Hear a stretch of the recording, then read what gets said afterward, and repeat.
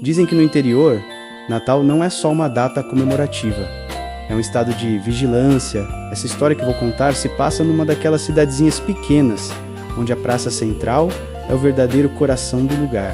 E bem no meio dessa praça, todo mês de dezembro, a prefeitura monta um presépio de Natal. Mas não é um presépio qualquer, não.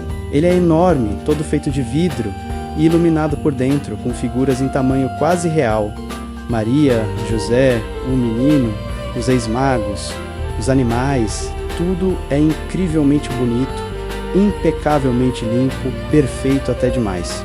De longe, o presépio é um espetáculo visual. À noite, as luzes quentes que vêm de dentro fazem o vidro brilhar de um jeito que quase parece pele viva. Ele reflete a imagem de quem passa, talvez reflita até demais. O pessoal da cidade evita chegar perto dele, né? Depois que escurece. A desculpa é sempre a mesma.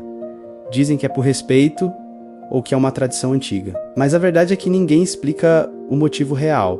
É aí que entra na história um rapaz recém-chegado na cidade. Ele veio passar o Natal na casa da avó, depois de muitos anos morando fora. Para ele, todo esse mistério é só exagero, coisa de gente supersticiosa. Aquele presépio, na sua opinião, não passa de uma decoração bonita, um enfeite de Natal.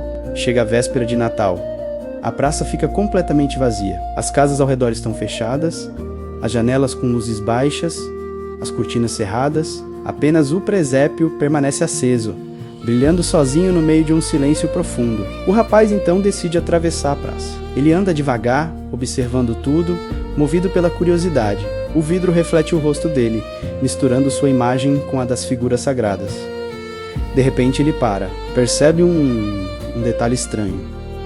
As figuras do presépio parecem diferentes, não estão quebradas nem nada do tipo, apenas diferentes. Os olhos das estátuas, que antes eram opacos, agora brilham de um jeito inquietante. A posição dos corpos também parece levemente alterada, como se alguém tivesse mexido neles. Mas todo mundo sabe que ninguém jamais toca no presépio. Ele se aproxima ainda mais, tentando entender. No reflexo do vidro de Maria, ele vê algo que não deveria estar ali. Um rosto que não é o dele, aparecendo por trás do seu ombro. Logo em seguida surge outro, e depois vários.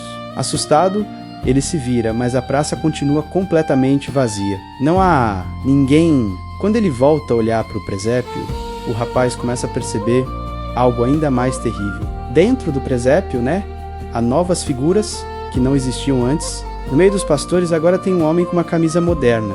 Entre os reis magos, uma mulher de vestido simples, com um olhar vazio. São pessoas comuns, imóveis, feitas de vidro como todo o resto. O terror não vem de um susto repentino, mas da compreensão lenta e gradual do que está acontecendo. Ele se aproxima de uma das novas figuras e seu sangue gela. Ele reconhece aquele rosto.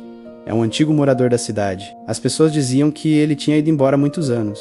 E ali, no vidro, gravado quase como uma assinatura, ele vê uma data, sempre uma véspera de Natal, de anos diferentes. O rapaz tenta se afastar, dá um passo para trás, mas seu reflexo no vidro não acompanha mais seus movimentos. Na superfície espelhada, sua imagem continua parada, encarando o presépio.